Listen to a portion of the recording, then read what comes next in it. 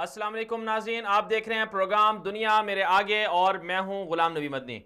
दुनिया भर से आज की अहम और ताज़ा खबरों पर तबसरा करेंगे अपने प्रोग्राम में। आज हमारे साथ टॉप स्टोरीज में शामिल होंगी।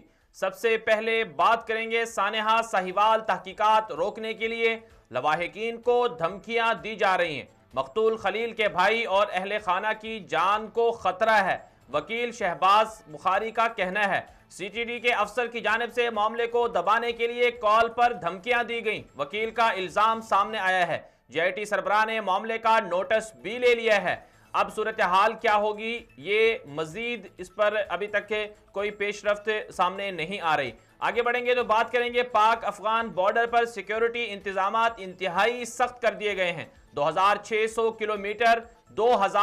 किलोमीटर तवील सरहद में से 900 किलोमीटर पर बाढ़ का काम मुकम्मल कर लिया गया है। बाढ़ पर 70 अरब रुपए से जायद की लागत आएगी और बाढ़ का मकसद सरहद पर गैर मशकूक सरगर्मियों को रोकना है। मेजर जनरल आसिफ गफूर का यह बयान सामने आया है। इसके अलावा आगे बढ़ते हुए बात कर लेंगे बहावलपुर और जनूबी पंजाब सूबे पर मजीद पेशरफ्त हो रही है। नून लीग ने आज कौमी असम्बली में बहावलपुर और जनूबी पंजाब सूबे के लिए आईनी तरमीमी बिल जमा करवाए हैं। क्या तहरीक इंसाफ ने भी इससे पहले हुकूमत में आने से पहले जनूबी पंजाब सूबे का वादा किया था? क्या अब ये वादा पूरा होगा? और फिर जनूबी पंजाब से सियासतदान सूबे के वादे पर ही तहरीक इंसाफ में शामिल हो गए थे, लेकिन अभी तक के ये सूरत हाल बन नहीं पा रही है। क्या सूबा बनेगा नहीं बनेगा, ये बताएंगे आपको। माजी के हरीफ दुश्मन बन गए हैं और रूस और ईरान में झड़पें भी तेज हो गई हैं। रूसी और ईरानी फौजियों के दरमियान झड़पों में जानी और माली नुकसान भी शदीद हुआ है। शाम में रूस और ईरान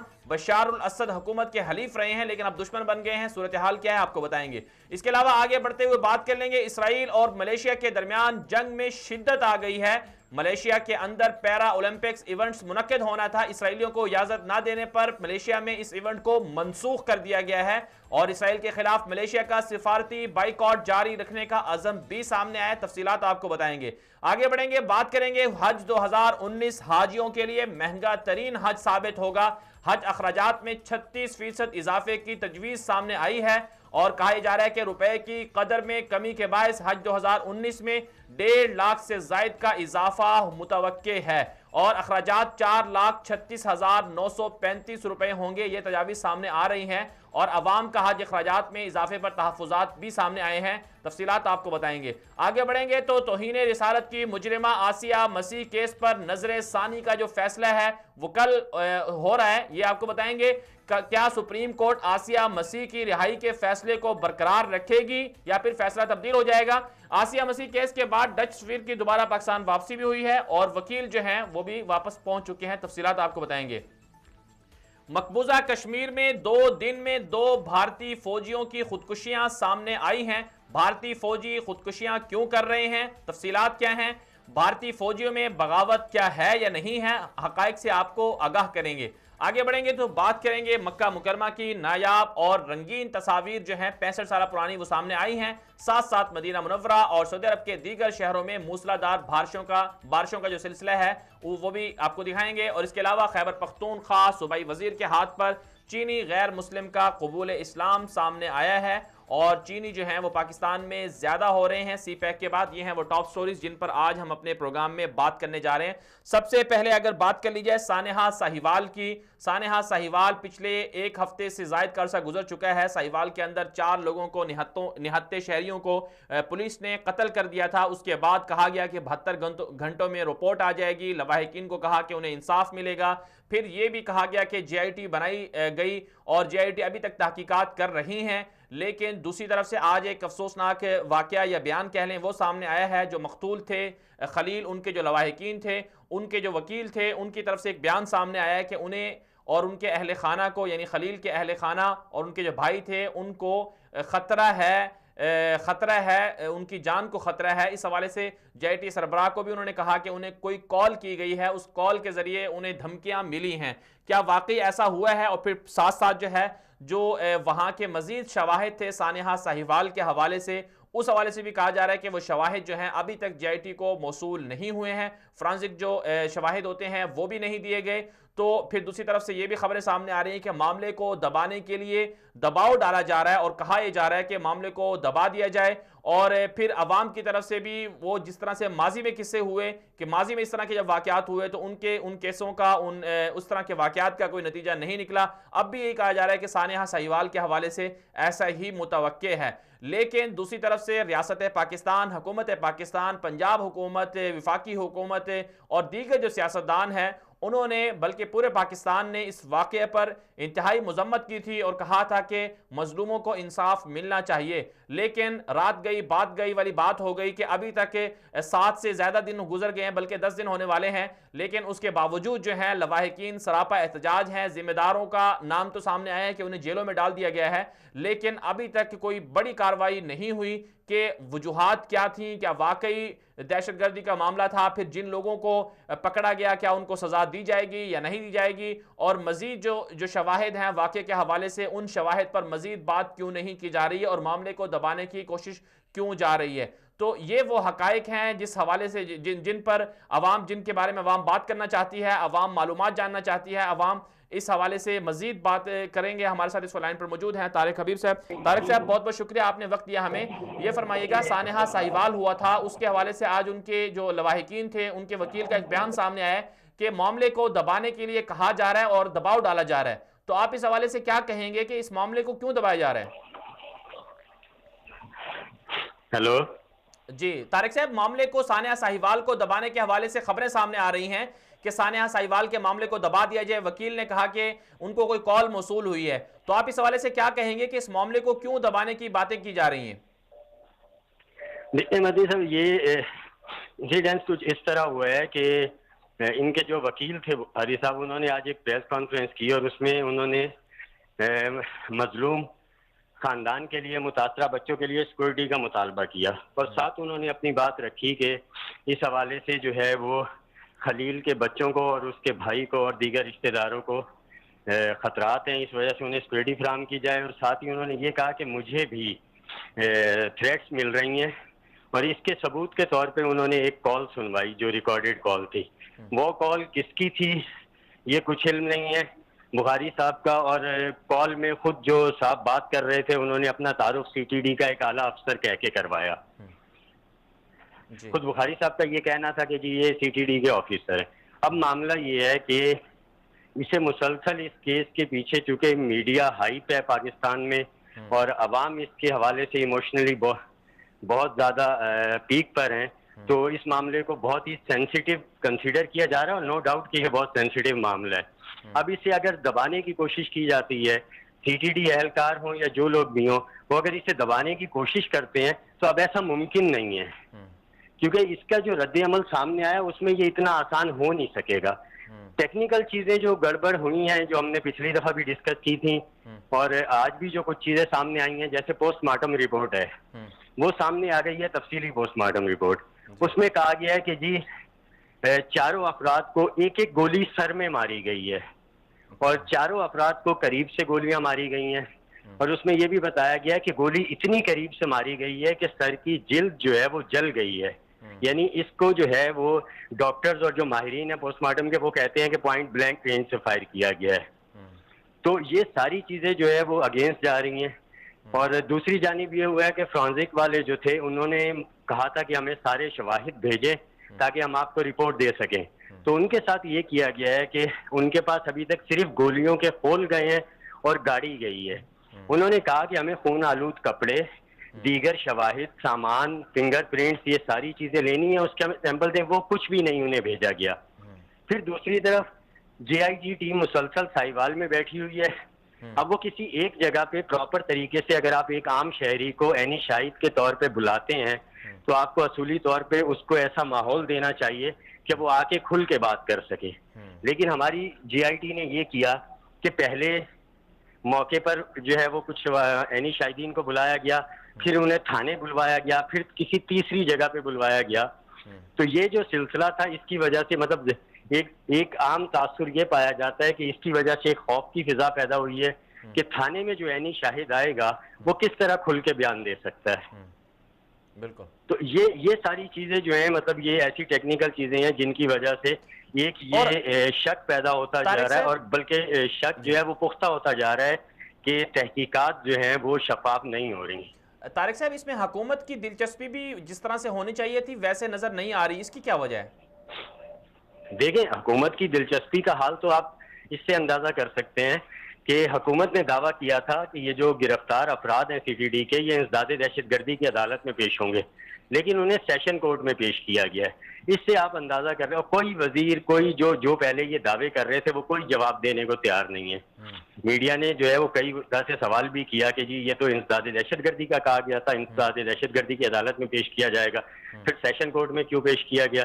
اس کا جواب کسی کے پاس نہیں ہے. بنیادی طور پہ اس کیس کو، اس میں تو کوئی ابہام ہے ہی نہیں کہ اس کیس کو جو ہے وہ دبانے کی کوشش کی جا رہی ہے. یہ کوشش کتنی کامیاب ہوتی ہے، سی ٹی ڈی کے افسران کتنا اس کے اوپر اپنا زور آزما سکتے ہیں، اپنے پیٹی بند بھائیوں کو بچانے کی کوشش کر سکتے ہیں، یہ اب جو ہے ہم آگے دیکھیں گے کہ کیا ہوتا ہے. لیکن جو لوگ پکڑے گئے ہیں، کہا گیا کہ 4 لوگ ہیں، ان کو جیل میں رکھا ہوا ہے، تو اس کے حوالے سے کچھ معلومات سامنے آئی ہیں کہ یہ لوگ کون ہیں اور کیا ان کو سزا ملے گی یا نہیں ملے گی؟ کیا اصلاً وہی لوگ تھے یا ان کے پیچھے کچھ اور لوگ تھے جو سامنے نہیں آ رہے ہیں؟ دیکھیں، اس وقت تو جتنا اس معاملے کو آپ مطلب آپ خود بھی مانیٹر کر رہے تھے، آپ دیکھ سکتے ہیں کہ جس دن سے واقعہ ہوا ہے اس دن سے کارروائی کرنے والوں کے حوالے سے کسی کو کچھ بھی نہیں پتا. ایون یہ کہ ان کے وزراء کو نہیں پتا کہ کارروائی کنہوں نے کی ہے. آپ دیکھیں نا، اگر کارروائی کا انہیں پتا ہوتا تو پہلے دن 16 نامعلوم افراد کے خلاف ایف آئی آر کیوں کاٹی گئی ہے؟ براہ راست نام لے کے 16 افراد کے خلاف نام لے کے کارروائی کرنی چاہیے تھی کہ جی یہ 16 لوگ ہیں، ان کے خلاف ہم ایف آئی آر کاٹ رہے ہیں. لیکن ایسا نہیں ہوا، ایف آئی آر کاٹی گئی ہے نامعلوم افراد کے خلاف. اس کا مطلب یہ، اچھا اب جو ہمیں ایک ذرائع سے جو چیز پتہ لگی ہے وہ یہ ہے کہ وہاں پر لاگ میں کسی طرح کی انٹری نہیں تھی کہ کون سی پارٹی کارروائی کرنے جا رہی ہے، کون لوگ کارروائی کرنے جا رہے ہیں، اور ایون یہ کہ وہاں کے تھانے کو بھی معلوم نہیں تھا. تو آپ خود دیکھیں نا کہ کیسے پتا چلے گا کہ کس نے کارروائی کی. اب ایک اور دلچسپ یہ ہے کہ شناختی پریڈ کروائی جائے گی. جنہوں نے منہ پہ کپڑے لپیٹے ہوئے تھے ان کی شناخت کون کرے گا؟ اب تو عوام کا معاملہ یہ ہے کہ ان کی نظریں صرف عدالت کی جانب ہیں، کہ وہ عدالت کی طرف دیکھ رہے ہیں کہ عدالت اسے جو ہے وہ اس ایشو کو اس میں عدالت نے سو موٹو ایکشن بھی تو نہیں لیا. اس سے پہلے تو واقعات ہوئے کہ اس میں چیف جسٹس حاکم نثار تھے، انہوں نے راؤ انوار کے معاملے پر لے لیا تھا سو موٹو ایکشن، اس پر تو نہیں لیا جو نئے چیف جسٹس آئے ہیں. جی دیکھیں، چیف جسٹس صاحب جو ابھی آئے ہیں انہوں نے پہلے دن یہ کہہ دیا تھا کہ ہم تمام اداروں کو ان کی حیثیت کے مطابق انہیں کام کرنے کا پورا موقع دیں گے، کسی کو ڈسٹرب نہیں کریں گے، اور سو موٹو ایکشن غیر ضروری طور پر نہیں لیے جائیں گے. مطلب اگر غیر ضروری طور کا لفظ ہم استعمال کر لیں تو انہوں نے کہا تھا کہ یہ نہیں لیے جائیں گے، اور انہوں نے اپنی بات پوری کی ہے. وہ ہر ادارے کو کام کرنے کا پورا موقع دینا چاہ رہے ہیں کہ سو موٹو عدالت لے تو اس سے پہلے یہ جو جے آئی ٹی بنی ہے، اس سے پہلے جو باقی پولیس کی کارروائی ہے، جو انویسٹیگیشن ہوئی ہے، تو وہ تو انہیں تو اپنا کام پورا کرنا چاہیے. وہ کیا چیز سامنے لاتے ہیں؟ اب وہ نہیں لاتے تو دو چیزیں ہیں، ایک یہ کہ عدالت خود جو ہے وہ نوٹس لے، اور سیکنڈ یہ کہ یہ جو متاثرہ فیملی ہے یہ عدالت کے پاس چلی جائے کہ ہمارے ساتھ انصاف نہیں ہوا. لیکن اس کیس کے حوالے سے یہ بات بالکل واضح ہے، شکوک و شبہات بہت زیادہ بڑھ گئے ہیں. بلکہ یہ کہا جا سکتا ہے کہ اس میں آٹے میں نمک نہیں بلکہ شاید نمک میں جو ہے وہ آٹا ہے. چلیں طارق صاحب، یہ معاملہ ہے. جی بہت بہت شکریہ طارق صاحب، آپ نے ہمیں وقت دیا. ناظرین کرام، سانحہ ساہیوال کے حوالے سے مزید پیش رفت سامنے نظر نہیں آ رہی، اور جو تحقیقات ہو رہی ہیں اس حوالے سے بھی عوام جو ہے وہ مطمئن نظر نہیں آتی، اور تحفظات کا اظہار کیا جا رہا ہے، اور کہا یہ جا رہا ہے کہ شاید جو ہے بہت سے لوگ ایسے ہیں پیچھے جنہیں بچانے کی کوششیں کی جا رہی ہیں، ورنہ اب تک 1 ہفتے سے زائد کا وقت گزر چکا ہے. اب تک تو جو مجرمان ہیں ان کو باہر آ جانا چاہیے تھا، ان کو سامنے لے کر آ جانا چاہیے تھا، اور جو پیچھے لوگ تھے جو اصل سانحے کے محرکات تھے، جو پیچھے سبب بنے تھے، ان کی بھی نشاندہی ہو جانی چاہیے تھی. لیکن تاحال واقعہ اور سانحہ جو ہے اور جو تحقیقات ہیں وہ تاحال مشکوک ہی ہیں، اور ان میں ابہام ہی ہے، اور اس ابہام کو دور کرنے کے حوالے سے تحریک انصاف کی جو حکومت ہے، پنجاب حکومت اور وفاقی حکومت، وہ سنجیدہ بھی دکھائی نہیں دے رہی. تو سب سے بڑا سوال پھر یہ پیدا ہوتا ہے، تو کیا مزید کسی سانحہ ساہیوال کا انتظار کیا جا رہا ہے، یا پھر کیا وجہ ہے؟ آخر کیوں اس معاملے کو کس طرح سے ہینڈل کیا جا رہا ہے، اور کس طرح سے اس معاملے کو منطقی انجام تک پہنچایا جائے گا؟ تو اس حوالے سے عوام کو ظاہر سی بات ہے اپنی طاقت کا اظہار بھی کرنا ہوگا، اور دوسری طرف سے حکمرانوں کو بھی اپنی ذمہ داریاں پوری کرنی ہوں گی. مزید بات کر لیتے ہیں سیف اللہ خالد سے, مسئلہ لائن پر موجود ہیں. سیف اللہ صاحب بہت بہت شکریہ, آپ نے وقت دیا ہمیں. ہم آج بات کر رہے ہیں سانحہ سہیوال کے حوالے سے, اور ایک دو ٹاپک اور بھی ان پہ بھی بات کریں گے, لیکن سب سے پہلے جو ایک خبر سامنے آ رہی ہے کہ سانحہ سہیوال کے جو وکیل تھے لواحقین کے, ان کو کوئی دھمکیاں مل رہی ہیں, اور پھر عوام بھی تاحال سوال کر رہی ہے کہ تحقیقات سامنے نہیں آ رہی. تو آپ کیا سمجھتے ہیں یہ منطقی انجام تک یہ کیس پہنچے گا یا نہیں پہنچے گا؟ بسم اللہ الرحمن الرحیم. مدنی صاحب, صورتحال یہ ہے کہ یہ خبر منظر عام پہ آ چکی ہے, اور وکیل صاحب جو ہے انہوں نے ٹیلی فون پہ ہونے والی جو گفتگو ہے اس کا کلپ, وائس کلپ جو ہے وہ بھی انہوں نے سوشل میڈیا پہ ڈال دیا ہے, اور واقعتاً انہیں دھمکایا گیا ہے اور انہیں کہا گیا کہ اسٹیپ ڈاؤن کر جا, مطلب کہ کیس کو چھوڑ دو. اور جس کسی نے بھی یہ حرکت کی ہے سی ٹی ڈی میں سے کی ہے, اس نے اس وکیل کے خلاف تو کوئی بات نہیں کی, اس نے اس فیملی کو جو دھمکانے کی یہ کوشش کی ہے, یہ حقیقت میں پولیس کا اپنا مائنڈ سیٹ اس نے شو کیا ہے. اس نے یہ سمجھانے کی کوشش کی ہے کہ سی ٹی ڈی کو ایک منظم ادارہ نہ سمجھا جائے, یہ دور غلامی کی یاد جو پنجاب پولیس ہے یہ اسی کا ایک حصہ ہے کہ جس کو چاہا جہاں چاہا مار دیا اور کہہ دیا کہ یہ دہشت گرد تھا, یہ مجرم تھا. ہمیں یاد ہے پولیس کے وہ پولیس مقابلے بھی کہ جہاں ملزموں کو دہشت چھڑیاں لگی ہوتی تھی اور یہ کہہ دیتے تھے کہ یہ پولیس مقابلے میں مارا گیا. یعنی اس کیس کے کوئی نتیجہ نہیں نکلے گا, اس کیس کا کوئی نتیجہ نہیں نکلے گا, آپ یہ کہنا چاہ رہے ہیں؟ آپ دیکھیں گے جس طرح کی سچویشن ہے اس میں تو واقعتاً میں یہی کہنا چاہ رہا ہوں کہ کوئی نتیجہ نکلنے کا امکان نہیں ہے, کیونکہ جن افسروں کو یہ چھوٹی سطح کے جو شوٹر تھے, جو جن سپاہیوں نے یا جن چھوٹے لوگوں نے, چھوٹے رینک کے لوگوں نے واردات کی ہے, وہ اتنا بڑا فیصلہ آج خود نہیں کر سکتے. ہمیں یاد ہے شہباز شریف صاحب کے دور میں جب پولیس مقابلے کی ہوا چلی تھی تو ان پولیس مقابلوں کا فیصلہ آئی جی کی سطح پہ ہوتا. بندہ مارنا یہ ایک سپاہی یا اے ایس آئی لیول کا بندہ اس کا فیصلہ نہیں کر سکتا. انسان کی جان لینا بہت بڑا قدم ہوتا ہے. اس کے لیے فیصلہ ایڈیشنل آئی جی کی سطح پہ ہوا ہوگا یا آئی جی کو کنسلٹ میں لیا گیا ہوگا.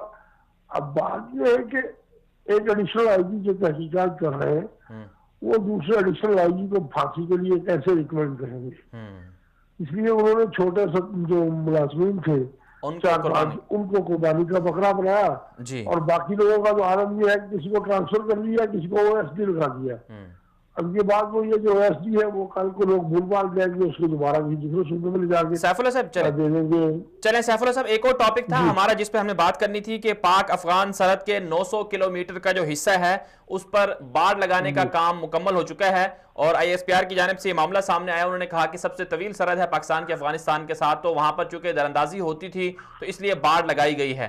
تو آپ کیا سمجھتے ہیں یہ جو افغانستان کی سرحد ہے اس کو مزید مستحکم اور وہاں پر امن و امان کی صورتحال کو بہتر بنانے کے حوالے سے جو یہ پاک فوج کی جانب سے یہ معاملہ سامنے آیا کہ وہاں پر باڑ لگائی جا رہی ہے, تو اس کو آپ کیا سمجھتے ہیں, اس سے کچھ کیا فوائد ملیں گے؟ اور پھر اس سے بہت سے لوگ اعتراضات بھی کرتے ہیں کہ دونوں ملکوں کے عوام جو ہے وہ ایک دوسرے کی طرف جو ہے وہ بآسانی آ جا نہیں سکے گی, اس لیے ان کو مسائل ہوں گے. تو آپ اس پر کیا کہیں گے؟ دیکھیں جی, پاکستان نے 70 سال تک دونوں طرف کے عوام کی آمد و رفت کا خیال رکھا اور دہشت گردی کو برداشت کیا, لیکن اب انتہا ہو گئی تھی, حد ہو گئی تھی کہ دہشت گرد قافلہ در قافلہ آتے اور یہاں آگے اے پی ایس جیسے واقعات کر جاتے اور یہاں عوام کو مار جاتے. اور پھر مطلب کی بات یہ کہ دہشت گردوں کے ٹھکانے وہاں موجود ہیں جن کو پوری دنیا جانتی ہے کہ انڈیا کی فائنانس کے ساتھ, انڈیا کی مدد کے ساتھ وہاں ٹی ٹی پی موجود ہے, جماعت الاحرار موجود ہے, اور داعش کے وہاں ٹھکانے ہیں, اور پتہ نہیں کیا کیا الا بلا. یعنی جس دہشت گرد گروپ کا نام لے وہ ادھر بیٹھا ہے اور اس کو انڈین سفارت خانے کا ایکسیس حاصل ہے, اس کو سارا کچھ حاصل ہے, اور وہ پاکستان میں حملہ آور ہو رہے تھے. لیکن الزام پھر پاکستان میں جا کے پاکستان افغانستان میں دہشت گرد بھیجتا ہے. تو پاکستان کی فوج نے اپنے وسائل میں سے یہ ایک اہم فیصلہ کیا کہ بار لگا دی جائے بارڈر پہ. ٹھیک ہے جی. یہ یہاں بہت سارے رستے تھے جن کو روکنا عام حالات میں ممکن نہیں تھا. اس کا ایک ہی حل تھا کہ بار لگا دی جائے اور اس میں سے دروازے دے دیے گئے عبد الرب کے لیے. پاکستان نے عبد الرب سے انکار نہیں کیا. غلام محمد میں بھی میرا خیال ہے بارڈر پہ کراسنگ بنے گی یا بن گئی ہے, بن چکی ہے میرے علم کے مطابق. تورخم میں بھی ہے اور بے شمار کراسنگ جو ہے لیگل کراسنگ ہے. جن لوگوں نے جو ملک سے خاندان ہے, جن لوگوں نے آر پار آنا جانا ہے, ان کے لیے پاکستان نے تو کسی قسم کی کوئی رکاوٹ پیدا نہیں کی. یعنی ان کو مکمل سہولیات میسر ہوں گی. دونوں طرف کی جو عوام ہے وہ افغانستان کی ہو یا پاکستان کی ہو, ایک دوسرے کے ہاں اگر آنا جانا چاہے تو اس یہ باڑ ان کے لیے رکاوٹ نہیں بنے گی. ان کے لیے تو رکاوٹ نہیں ہے. جو لوگ قانونی طور پہ آنا جانا چاہتے ہیں ان کے لیے تو کسی صورت میں یہ باڑ رکاوٹ نہیں ہے. ہاں البتہ اسمگلر جو ہے ان کے لیے رکاوٹ ہوگی, جو دہشت گرد ہے ان کے لیے رکاوٹ ہوگی. ہم یہ دیکھتے ہیں کہ جو لوگ اس وقت ہنگامہ مچا رہے ہیں بارڈر, اس کے خلاف جتنے بھی پاکستان میں اور افغانستان میں لوگ اس وقت احتجاج کر رہے ہیں ان کا بیک گراؤنڈ چیک کر لیں. وہ پی ٹی ایم کے لوگ ہوں یا کسی اور سیٹ اپ کے, ان کا بیک گراؤنڈ یہی ہے کہ یا وہ ماضی میں دہشت گردوں کے ساتھ رہے یا وہ اسمگلر ہے. چلیں سیف اللہ صاحب, بہت بہت شکریہ, آپ نے وقت دیا ہمیں. ناظرین کرام, یہ بہت اچھا فیصلہ ہوا ہے پاکستان کی جانب سے کہ افغانستان کے ساتھ جو پاکستان کی 2600 کلومیٹر تک طویل سرحد ہے, جس میں سے 1200 کلومیٹر کی جو سرحد ہے وہ کے پی کے اندر ہے اور باقی جو ہے وہ بلوچستان کے ساتھ ملحق ہے. تو اس سرحد کو مانیٹر کرنے کے لیے, اس سرحد کو مزید مضبوط کرنے کے لیے یہ پاکستان کی فوج کی جانب سے ایک کارنامہ سامنے آیا تھا. انہوں نے کہا ایک منصوبہ تھا کہ سرحد پر باڑ لگا دی جائے, لیکن اس سے جو مشکلات ہوتی تھی دونوں طرف کے رہنے والے لوگوں کے لیے, تو ان مشکلات کو دور کرنے کا بھی خیال رکھا گیا ہے. اور اس حوالے سے جگہ جگہ پر کراسنگ جو ہے وہ بنائی گئی ہیں تاکہ جو عوام ہے, چونکہ ایک دوسرے کے ہاں رشتہ داریاں ہیں, وہ ایک دوسرے کے ہاں جا سکیں. تو یہ اچھا فیصلہ ہے. عوام کو مزید قریب کرنا ہے, عوام کے لیے مشکلات پیدا نہیں کرنی. کابل کے لوگ پشاور میں آتے ہیں, پشاور کے لوگ کابل میں جاتے ہیں, تو دونوں کے لیے آسانیاں ہونی چاہیے, لیکن وہ قانونی طریقے سے ہونی چاہیے. غیر قانونی طریقے سے جو سمگلنگ ہوتی ہے یا اسی طرح دہشت گردانہ عناصر جو ہیں وہ داخل ہو جاتے ہیں دونوں ممالک کے اندر, تو ان کی روک تھام ہونی چاہیے. اس لیے یہ منصوبہ بہت اچھا ہے. پاکستان کی جو ISPR کے ترجمان ہیں جناب آصف غفور صاحب, انہوں نے بھی کہا کہ وہاں پر امن و امان کی صورتحال بہتر ہو گئی ہے, اور ساتھ ساتھ انہوں نے یہ بھی کہا کہ اب جو معاملہ ہے وہاں کی جو صورتحال ہے وہاں اتنی مضبوط اور اچھی ہو گئی ہے کہ وہاں پر اب صحافی بھی جا سکتے ہیں. پہلے ایک وقت تھا کہ پاکستان کی سیکورٹی ادارے بھی وہاں تک نہیں جا سکتے تھے. ناظرین کرام, آگے بڑھیں گے, بات کریں گے پاکستان کے حوالے سے بھی ٹاپک پر, لیکن اس سے پہلے ایک ٹاپک ہے ہمارے پاس.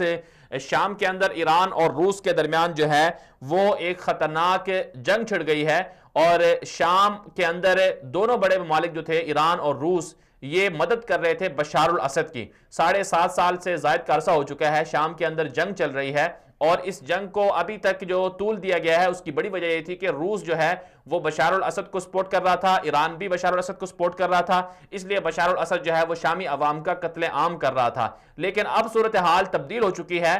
ماضی کے جو دوست تھے اب وہ دشمن بن گئے ہیں. چنانچہ روس اور ایران نے مل کر بشار کو سپورٹ کیا تھا, لیکن اب جو روس ہے وہ ایران کے مخالف ہو گیا ہے, اور روسی فوجی جو ہے وہ ایرانی فوجیوں کو مار رہے ہیں. یہ وجہ کیا ہوئی ہے اور کیوں اس طرح کا سلسلہ شام میں ہو رہا ہے, اس والے سے ایک رپورٹ ہے, رپورٹ دیکھتے ہیں, اس کے بعد واپس آتے ہیں. ہمارے ساتھ رہیے گا. روس اور ایران میں خطرناک جنگ. جرمنی کے ایک اخبار ڈر اسپیگل نے دعویٰ کیا ہے کہ شام کے علاقوں میں اختیارات کی تقسیم کے معاملے پر ایرانی اور روسی فورسز کے درمیان خون ریز تصادم ہوا ہے. اخباری رپورٹ میں ایک جرمن سیکیورٹی تجزیہ نگار کرسٹوف نامی صحافی کے حوالے سے بتایا گیا ہے کہ اسے اسد رجیم کی فوج کی وائرلیس پر ہونے والی بات چیت ریکارڈنگ ملی ہے, جس میں حماد گورنری میں روسی اور ایرانی فورسز کے درمیان لڑائی کی بات کی گئی ہے. کرسٹوف کا کہنا ہے کہ بشار الاسد کی مدد کرنے والی دونوں طاقتوں ایران اور روس کی فوجوں میں 19 جنوری کو تصادم ہوا, اور دونوں نے ایک دوسرے پر بھاری ہتھیاروں, ٹینکوں اور بھاری مشین گنوں سے حملے کیے. اخبار ڈر اسپیگل کے مطابق حمات میں ایرانی اور روسی فورسز کے ایک دوسرے پر حملوں کے بعد شامی فوج کے 4تھ بریگیڈ کے سپاہی حمات کے دیہی علاقوں میں کنٹرول کے لیے بھیجے گئے. دوسری جانب انہی علاقوں میں روس بھی اپنا اثر و نفوذ قائم کرنا چاہتا ہے. روسی فوج نے وہاں پر تعینات اسدی فوج کے 5th بریگیڈ کو کمک روانہ کیا. واضح رہے کہ شام کی 8 سالہ جنگ میں ایران اور روس نے مل کر بشار الاسد حکومت کو بچایا، اور تاحال یہ دونوں ممالک بشار الاسد کو بچانے کے لیے اربوں ڈالر خرچ کر چکے ہیں۔ لیکن دوسری طرف اسرائیلی اور روسی صدر کے درمیان باہمی ملاقات میں شام کے بارے چند خفیہ معاہدے ہوئے ہیں، جس کے بعد روس ایران سے دور ہوتا ہوا نظر آ رہا ہے۔ یہی وجہ ہے کہ اسرائیل نے شام میں ایران کی فوجی تنصیبات پر حملے کر کے بے تحاشا نقصان پہنچایا، جس میں درجنوں ایرانی فوجی بھی مارے گئے۔ سوال یہ ہے کہ آخر ایران روس اور اسرائیل کو اپنے فوجی قتل کرنے کا موقع کیوں دے رہا ہے؟ سوال یہ بھی ہے کہ بشار الاسد حکومت کو بچانے کے لیے ایران سالانہ 6 سے 8 ارب ڈالر کیوں جنگ میں جھونک رہا ہے، جبکہ خود ایران میں خط غربت 80% سے تجاوز کر چکا ہے اور سرکاری ملازمین کو 6 مہینوں سے تنخواہیں بھی نہیں مل رہی اور ایرانی عوام بھی سراپائے احتجاج ہے۔ ویلکم بیک ناظرین، بات کر رہے تھے اس سے پہلے کہ روس اور جو یہ شام کا جو معاملہ ہے، شام کے اندر روس اور ایران آپس میں جنگ کر رہے ہیں اور آپس میں لڑ چکے ہیں، بھیڑ چکے ہیں۔ ایک وقت تھا کہ یہ دونوں دوست تھے اور اب جو ہے وہ دشمن بن چکے ہیں۔ یہ حال ہے اس ملک کا جو بیرونی دنیا میں جنگ مسلط کرتا رہا ہے۔ ایران کی جو صورتحال تھی یہ آپ نے دیکھی، اس سے عبرت پکڑنی چاہیے ایران کو بھی کہ جہاں پر وہ بیرونی دنیا میں جنگ مسلط کرتا ہے تو اس سے وہ باز آ جائے، اور کوئی پتہ نہیں چلتا ہے کہ کس وقت چونکہ سیاسی ایک داؤ پیچ ہے، کھیل ہے کہ کھیل کا پلڑا کس کی طرف جھکتا ہے، اور دشمن جو ہیں وہ دوست بن جاتے ہیں، دوست جو ہیں وہ دشمن بن جاتے ہیں۔ آگے بڑھیں گے، بات کر لیں گے اسرائیل کے حوالے سے اور اسرائیل اور ملیشیا کے تعلقات کے حوالے سے۔ ملیشیا سے ایک بڑی خبر ہے کہ پیرا اولمپکس کے حوالے سے ایک ایونٹ منعقد ہونا تھا ملیشیا کے اندر، اور اس ایونٹ میں پیرا اولمپکس کے جو کھلاڑی تھے ان میں اسرائیلی کھلاڑی بھی تھے۔ تو ڈاکٹر مہاتیر محمد جو ملیشیا کے وزیر اعظم ہیں، انہوں نے کہا کہ اسرائیلیوں کو ملیشیا آنے کی اجازت نہیں دی جائے گی۔ اس کی وجہ یہ بتائی گئی کہ چونکہ مسئلہ فلسطین کے حوالے سے ملیشیا ہمیشہ فلسطینیوں کا ساتھ دیتا ہے، اس لیے انہوں نے کہا کہ اسرائیلیوں کو ملیشیا آنے کی اجازت نہیں دی جائے گی۔ لیکن اب اس سے یہ واقعہ ہوا تھا جس کو اپریشیٹ بھی کیا گیا پوری دنیا سے مسلمانوں نے، لیکن اب معاملہ الٹا ہو گیا ہے۔ جو پیرا اولمپکس کروانے والے جو پوری ٹیم تھی انہوں نے اس سے متعلقہ جو ایونٹ تھا وہاں پر ملیشیا میں اسے منسوخ کر دیا ہے۔ اسی والے سے مزید بات کر لیتے ہیں۔ ملیشیا سے اس وقت ہمارے لائن پر موجود ہیں جناب اویس طاہر صاحب، صحافی ہیں، وہاں کی معلومات کو اچھی طرح سے جانتے ہیں۔ اویس صاحب بہت بہت شکریہ، آپ نے وقت دیا ہمیں۔ یہ فرمائیے گا جو پیرا اولمپکس کا ایونٹ منعقد ہونا تھا اور اس حوالے سے جو ایک بڑا فیصلہ کیا تھا ڈاکٹر مہاتیر محمد اور ان کی گورنمنٹ نے، اب وہ چینج ہو گیا تھا، پھر اس کے بعد اب اسرائیل کے حمایت میں ایک بڑا فیصلہ سامنے آیا، یہ پوری تفصیلات کیا ہیں؟ جی بسم اللہ الرحمن الرحیم، شکریہ جناب۔ سب سے پہلے تو جیسا کہ یہ جو ایک برننگ ایشو ہے اسرائیل اور ملیشیا کے درمیان، یہ ہم پچھلے 1 مہینے سے جو ہے یہ خبروں کی زینت بھی رہا اور انٹرنیشنل میڈیا نے بھی اس کو بڑھ چڑھ کے جو ہے وہ کور کیا۔ یہاں پہ ایک چیز آپ کو بتانا مقصود سمجھوں گا کہ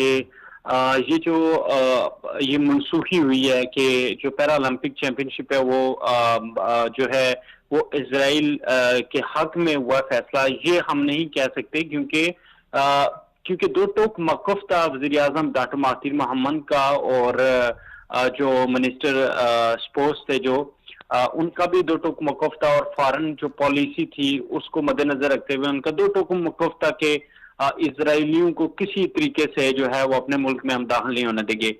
اور اس فیصلے پہ ڈاکٹر مہاتیر محمد اور ملائیشین حکام جو تھے وہ ثابت قدم رہے، اور انہوں نے ثابت کیا کہ جو ان کا فیصلہ تھا وہ اٹل تھا، اور اس فیصلے کو مد نظر رکھتے ہوئے جو ہے وہ منسٹر سپورٹس کی سٹیٹمنٹ بھی سامنے آئی ہے کہ فلسطین میں جو ظلم اور بربریت جو اسرائیل کر رہا ہے، ہم سمجھتے ہیں کہ ہم اگر اسرائیل کو اجازت دیں گے کہ وہ ہمارے ملک میں ہیں تو ہم اسرائیل کے ساتھ برابر کے اس جرم کے شریک ہوں گے کہ ہم نے اپنے مسلمان بھائیوں کو جو ہے جس طرح وہاں پہ ان کو شہید کیا جا رہا ہے، ظلم و بربریت کی مثال قائم کی جا رہی ہے اور دنیا خاموش ہے۔ اور اس پہ منسٹر سپورٹس کا کہنا تھا کہ ہمیں اپنے مسلمان بہن بھائیوں سے بڑھ کے جو ہے اس طرح کے کھیل جو ہے وہ کوئی اہمیت نہیں رکھتے۔ دوسری طرف یقیناً جب انٹرنیشنل پیرا اولمپک چیمپئن شپ اس ملک سے باہر ہوئی اور اس کمیٹی نے جو ہے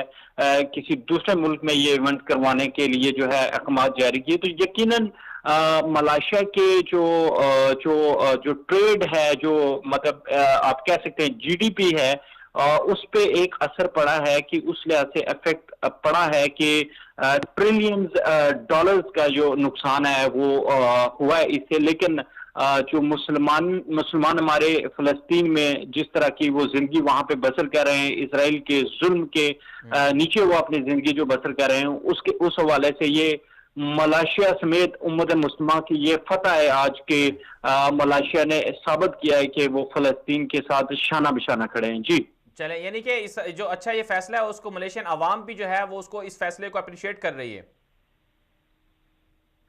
देखें जी, फलस्तीन के जो कुछ लोग माइग्रेट यहाँ पे हुए क्योंकि वहाँ पे हालात नासाजगार हैं, और मलाशियन गवर्नमेंट ने न सिर्फ मकबूजा फलस्तीन बल्कि बर्मा के मुसलमानों के लिए भी अपने मुल्क के दरवाजे खोले। और ये वाइड मुल्क है जिसने फराज दिली के साथ जो है जो रेफ्यूजीज हैं उनको, मुसलमान रेफ्यूजीज को अपने मुल्क में तना दी।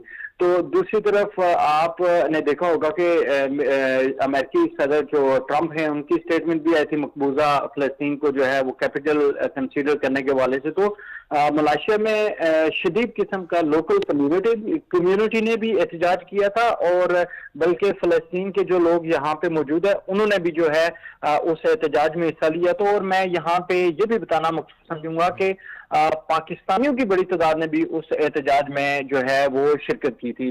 तो इस वक्त जो मलाशियन जो अवाम है ना सिर्फ वो मुतमिन है गवर्नमेंट के इस फैसले से, बल्कि वो इसराइल के हवाले से जो ठोस इकदाम हुकूमत ने उठाए वो उसको अप्रिशिएट कर रहे हैं। जी चलें, अवस्था साहब बहुत बहुत शुक्रिया, आपने वक्त दिया। नाज़रीन किराम, मलेशिया की इसराइल के खिलाफ जो पॉलिसी है वो तो आपने सुन ली, और साथ साथ मसला फ़लस्तीन इंतहाई हसास मामला है।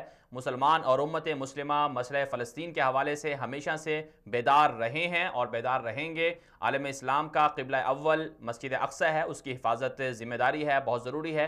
इसी से सबक सीखना चाहिए उन लोगों को जो ये कहते हैं कि इसराइल के साथ ताल्लुकात कायम कर लेने चाहिए। मलेशिया ने अपना बहुत बड़ा नुकसान उठाया, बहुत बड़ा नुकसान बर्दाश्त किया, लेकिन इसराइलियों को मलेशिया आने की इजाज़त नहीं दी। यही साबित कदमी है और यही मजलूम मुसलमानों की हिमायत का एक बेहतरीन और शानदार नमूना है। इसे अपनाना चाहिए पाकिस्तान को भी और दीगर आलम इस्लाम के ममालिक को भी। आगे बढ़ेंगे, मकबूजा कश्मीर के हवाले से बात कर लेते हैं। मकबूजा कश्मीर में 2 रोज़ से दूसरे पिछले कल भी और आज की जो खबर है उसके मुताबिक मकबूजा कश्मीर के अंदर कल भी एक भारतीय फौजी ने अपने आप को गोली मारकर खुदकुशी की थी, और आज भी एक खबर सामने आई है कि ज़िला कुलगाम के इलाके में एक भारतीय फौजी था, उसका नाम शफ़ी बताया जाता है। वो भारतीय फ़ौज में काम कर रहा था, ड्यूटी दे रहा था, तो किसी वजह से उसने भी अपने आप को गोली मारकर खुदकुशी कर ली है। मकबूजा कश्मीर के अंदर भारतीय जारियत तो हम सुनते रहते हैं कि आए रोज़ 2, 3, 4, 5, 6 कश्मीरियों को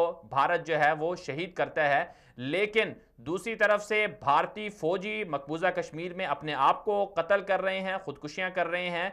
ये शायद इसे दुनिया नहीं जानती होगी और दुनिया को ये बताया नहीं जाता, लेकिन हकीकत ये है कि भारत की जो फ़ौज मकबूजा कश्मीर के अंदर है वो अगरचे मुसलमानों को, कश्मीरियों को शहीद करती है, लेकिन ख़ुद भी वो क्या कहते हैं, ख़ुद भी वो अपने आप को खुदकुशियाँ करती रहती है। तो इस हवाले से ये खबर सामने आई है कि 2 रोज़ में 2 भारतीय फ़ौजियों ने खुदकुशियाँ की हैं, और इससे पहले जो रिपोर्ट सामने आई थी वजारत दिफा जो थी भारत की, उन्होंने एक रिपोर्ट में इंकशाफ किया था कि हर तीसरे दिन एक भारतीय फौजी जो है वो खुदकुशी करता है, और पिछले 2 सालों के अंदर तकरीबन 450 कश्मीरियों ने 450 भारतीयों ने खुदकुशियां की हैं। ये हैं वो रिपोर्ट जो मकबूजा कश्मीर के हवाले से सामने आ रही हैं। आगे बढ़ेंगे, लेकिन उससे पहले एक मुख्तसर सी ब्रेक लेंगे, ब्रेक पर वापस आएंगे, हमारे साथ रहिएगा।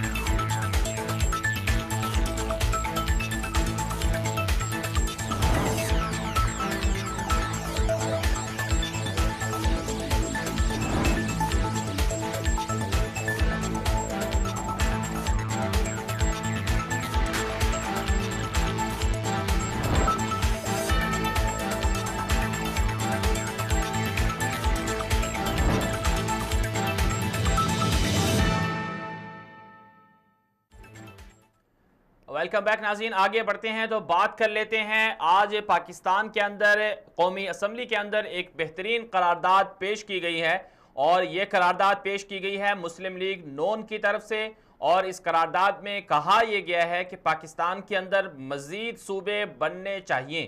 تو اس سے پہلے 2012 کے اندر پنجاب اسمبلی کے اندر 2 قراردادیں پاس ہو چکی ہیں، اور ان قراردادوں میں کہا یہ گیا ہے کہ پاکستان کا جو صوبہ پنجاب ہے یہ بہت بڑا ہے، اس میں انتظامی حوالے سے عوام بھی بہت زیادہ ہے، عوام کو سہولیات دینے کے لیے صوبے کو مزید تقسیم کرنا ضروری ہے۔ تو اس حوالے سے صوبہ بہاولپور اور صوبہ جنوبی پنجاب کے حوالے سے آوازیں اٹھائی گئی تھیں، اور کہا گیا تھا کہ یہ 2 صوبے بنائے جائیں گے۔ 2012 کا یہ ایک قرارداد تھی پنجاب اسمبلی کے اندر جو پاس ہوئی تھی۔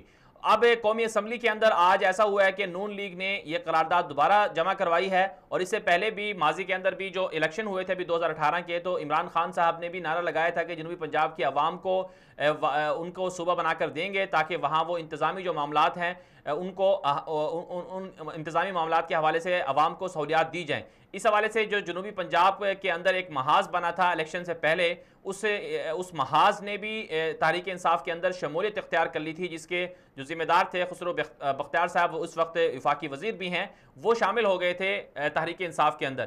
لیکن 6 مہینے کا وقت گزر چکا ہے، تحریک انصاف نے کہا تھا کہ ہم صوبہ تو بنائیں گے لیکن تاحال جو ہے وہ صوبہ نہیں بنا۔ تو اب مسلم لیگ نون نے یہ قرارداد جمع کروائی ہے کہ بہاولپور کا صوبہ بھی بنایا جائے اور ساتھ ساتھ جنوبی پنجاب کا صوبہ بھی بنایا جائے۔ اب اس میں جو مختلف باتیں کی جاتی ہیں، جو یہ کہا جاتا ہے کہ صوبے بنانے سے، ایک طرف کے لوگ ہیں وہ کہتے ہیں کہ صوبے بنانے سے نقصان ہوگا، پاکستان مزید تقسیم ہو جائے گا، تو اس لیے صوبے نہ بنائے جائیں، یہ ایک رائے ہے ایک طبقے کی۔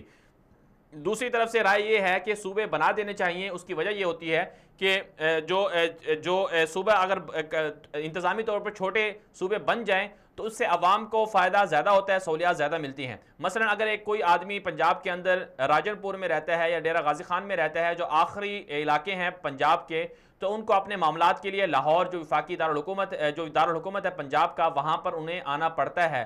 تو اگر صوبہ بن جاتا ہے جنوبی پنجاب کا تو اس میں ڈیرہ غازی خان اور راجن پور یہ علاقے شامل ہو جائیں گے، تو اس سے پھر عوام کو اتنا ایک تو لمبا سفر نہیں کرنا پڑے گا، اور پھر وہاں پر ان کے لیے جو وسائل ہیں، جو سہولیات ہیں، وہ انہیں زیادہ میسر آئیں گی۔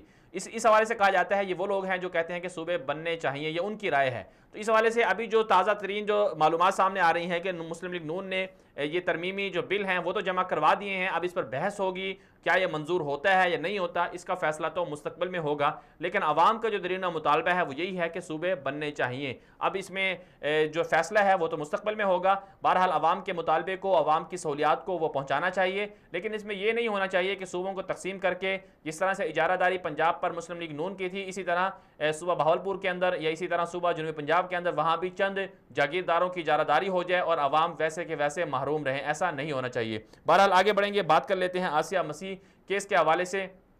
آسیہ مسیح کا جو کیس ہے وہ 2009 سے چل رہا ہے، اور اس کیس کے اندر کئی لوگ جو ہیں وہ مارے بھی جا چکے ہیں، سلمان تاثیر مارا جا چکا ہے، اور ساتھ ساتھ ممتاز قادری کو بھی پھانسی دے دی گئی، اور پھر اس کیس کی وجہ سے پاکستان کے اندر بھرپور احتجاجی مظاہرے بھی ہوئے، اور پاکستان کی عوام اس معاملے میں انتہائی حساس سے دکھائی دی، اور تو تحریک لبیک کا جو دھرنا تھا ابھی پچھلے سال جو دھرنا ہوا، جس میں تحریک لبیک کے پورے سسٹم کو وائنڈ اپ کر دیا گیا اور انہیں جو ہے جیلوں میں ڈال دیا گیا۔ خادم رضوی صاحب جو ہیں اس وقت بھی جیل میں ہیں، تو ان کا جو معاملہ تھا وہ سارا کا سارا اسی آسیہ مسیح کیس سے جڑا تھا، اور پھر ممتاز قادری کی جو پھانسی تھی وہ بھی اسی کیس سے جڑی تھی۔ اس فیصلے کے اندر آسیہ مسیح کو رہا کیا تھا چیف جسٹس ثاقب نثار نے، سپریم کورٹ کے جو بینچ تھا اس کے اندر آصف سید کھوسہ صاحب بھی تھے، اور ساتھ ساتھ جو سابق چیف جسٹس تھے ثاقب نثار وہ بھی تھے۔ اور اب اس فیصلے کے جو سپریم کورٹ کا فیصلہ آیا تھا اس کے خلاف نظر ثانی کی اپیل دائر کی گئی تھی، اور اس اپیل کا جو فیصلہ ہے، جو سماعت ہے، وہ کل ہو رہی ہے، اور اس کل جو سماعت ہوگی اس میں کیا فیصلہ تبدیل ہو جائے گا، یا پھر جو پہلے فیصلہ تھا آسیہ مسیح کو رہا کرنے کا وہی فیصلہ برقرار رہے گا۔ تو ماہرین قانون تو یہی کہہ رہے ہیں کہ فیصلہ برقرار رہے گا، فیصلہ تبدیل نہیں ہو سکتا، جو پہلے فیصلہ تھا وہی فیصلہ رہے گا، تبدیل نہیں ہو سکتا۔ اس میں جو ماہرین قوانین ہیں انہوں نے کچھ جو ٹیکنیکل چیزیں ہیں وہ بتائی ہیں، بالخصوص انہوں نے کہا کہ اس معاملے کو، اس کیس کو قانونی بنیادوں پر بہت پہلے ہی اچھی طرح اگر ڈیل کر لیا جاتا تو یہ کیس جو ہے یہ مخالفت میں یعنی آسیہ مسیح جو ہے وہ رہا نہ ہوتی.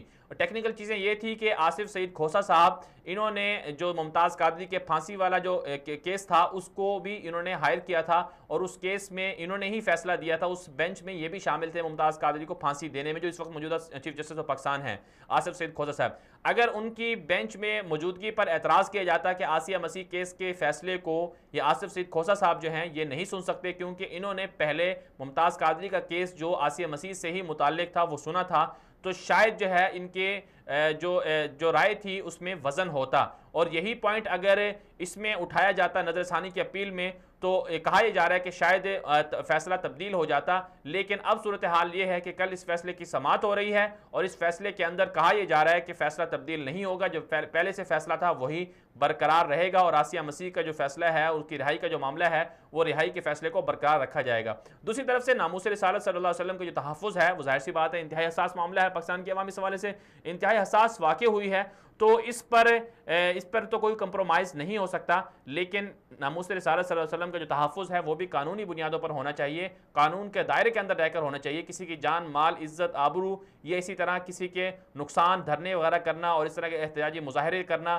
کہ جس سے لوگوں کو نقصان ہو وہ نہیں ہونا چاہیے. آئینی دائرے کے اندر رہ کر اگر کوئی بندہ اپنی کوشش کرتا ہے اس کو کرنی چاہیے, اور پاکستان کی حکومت کو بھی اس حوالے سے حساس ہونا چاہیے کہ کہیں پر کوئی بندہ آ کر یہ قانون تبدیل نہ کر دے. آگے بڑھیں گے تو بات کر لیتے ہیں حج اخراجات کے حوالے سے. آج کی جو ایک اور خبر ہے وہ یہ ہے کہ سینٹ کے اندر کمیٹی کو بریفنگ دی گئی ہے اور کہا یہ گیا ہے کہ حج 2019 جو ہے اس کے اخراجات میں 36% اضافے کا امکان ہے. اس کی وجہ یہ بتائی جا رہی ہے کہ حج اخراجات میں اضافہ اس وجہ سے کیا جا رہا ہے کیونکہ جو روپے کی قدر ہے وہ کم ہو گئی ہے اور ڈالر جو ہے وہ مہنگا ہو گیا ہے. پھر جو کرائے ہیں ان میں بھی اضافہ ہوا ہے اور ساتھ ساتھ جو ہوٹل وغیرہ لینے ہیں ان میں بھی اضافہ ہوا ہے. اس لیے کہا جا رہا ہے کہ 1,56,000 روپے جو ہیں وہ اضافہ کیا جائے گا اس سال حج 2019 کے حج کے اندر. اور جو کل اس حوالے سے جو معلومات سامنے آئی ہیں وہ یہ بتائی جا رہی ہیں کہ ایک حاجی کو 84 جو اس میں جو خبر سامنے آ رہی ہے کہ 4,36,935 روپے کا حج پڑے گا.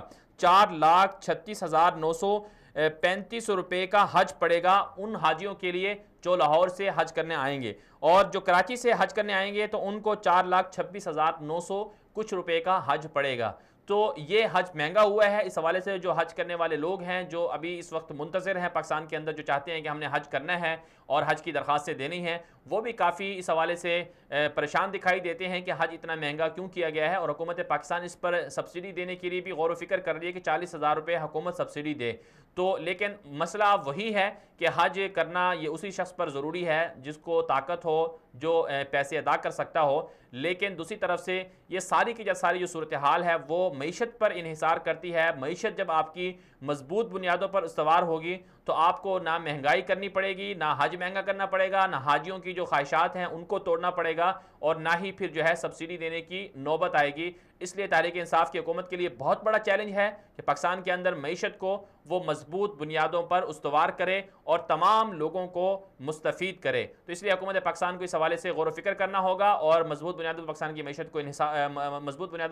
معیشت کو کھڑا کرنا ہوگا تاکہ تمام کے تمام لوگوں کو اس حوالے سے فائدہ ہو. آگے بڑھتے ہیں اور بات کر لیتے ہیں آج کی ایک آخری خبر کے اوپر کہ مکہ مکرمہ کی کچھ نایاب رنگین تصاویر سامنے آئی ہیں. اور مکہ مکرمہ کے حوالے سے ظاہر سی بات ہے حرمین شریفین سے محبت ہر مسلمان کے ایمان کا ایک حصہ ہے اور ہر مسلمان حرمین شریفین سے محبت تو کرتا ہے, لیکن جب کبھی حرمین شریفین کا تذکرہ ہوتا ہے تو اس تذکرے کو سن کر ہر آنکھ جو ہے وہ اشکبار بھی ہو جاتی ہے اور عقیدت کے حوالے سے جو جذبات ہوتے ہیں ایک مسلمان کے وہ دیکھے جا سکتے ہیں. تو اس حوالے سے ایک خبر سامنے آئی ہے کہ 65 سال پہلے بھی حج کے جو مکہ مکرمہ ہیں اس کی تصاویر ایک لبنانی جو ہیں شخص تھے ان کے پاس محفوظ تھیں, اور اب وہ تصاویر جو ہیں وہ سامنے آئی ہیں. اگر ہمارے کنٹرول روم سے ناظرین کرام آپ کو دکھائی جائیں وہ تصاویر تو آپ کو بھی اس حوالے سے کافی خوشی ہوگی کہ یہ وہ تصاویر ہیں جو 65 سال پرانی ہیں اور یہ رنگین تصاویر ہیں. اور ان رنگین تصاویر کے حوالے سے جو وہاں کے لبنان کے جس شخص نے یہ 65 سال پہلے یہ تصویریں کھینچی تھی، انہوں نے بھی کہا کہ انہوں نے بہت اچھی طرح سے ان کو اپنے پاس سنبھال کے رکھا ہوا ہے، اور ان تصاویر کے ذریعے سے انہوں نے کہا کہ اس سے پہلے بھی ان کے پاس بہت اور اچھی تصاویر بھی تھیں جو ضائع ہو گئی ہیں، لیکن بہرحال 65 سال پرانی یہ تصاویر جو ہیں یہ ناظرین کرام جو ہے یہ ہر مسلمان کے لیے ایک طرح سے ایک اچھی بات ہے، اور حرمین شریفین سے جو محبت کا اظہار ہے یہ وہ بھی ہے۔ بہرحال اب تو حرمین شریفین کے اندر بہت زیادہ اچھی سہولیات بھی دستیاب ہو گئی ہیں، اور اچھی طرح سے اب تو دنیا پوری تبدیل ہو گئی ہے، تمام طرح کی جو سہولیات ہیں وہاں ملتی ہیں، اور تمام طرح کے جو وہاں کا جو تصاویر ہیں، ویڈیوز ہیں، وہ بھی محفوظ رہتی ہیں۔ آپ شخص بھی دیکھ سکتے ہیں ہماری اسکرین کے اوپر، اس شخص نے 65 سال پہلے مکہ مکرمہ کی تصاویر کھینچی تھی، مختلف زاویوں سے، مختلف اینگل سے، وہ تصاویر آج بھی محفوظ ہیں، اور 65 سال پہلے مکہ مکرمہ کیسا تھا یہ آپ نے ہماری اسکرین پر دیکھ لیا۔ دنیا میرے آگے پروگرام کے لیے دنیا بھر سے آج کی اہم اور تازہ خبروں کے لیے اتنا ہی، اجازت دیجیے، اللہ حافظ۔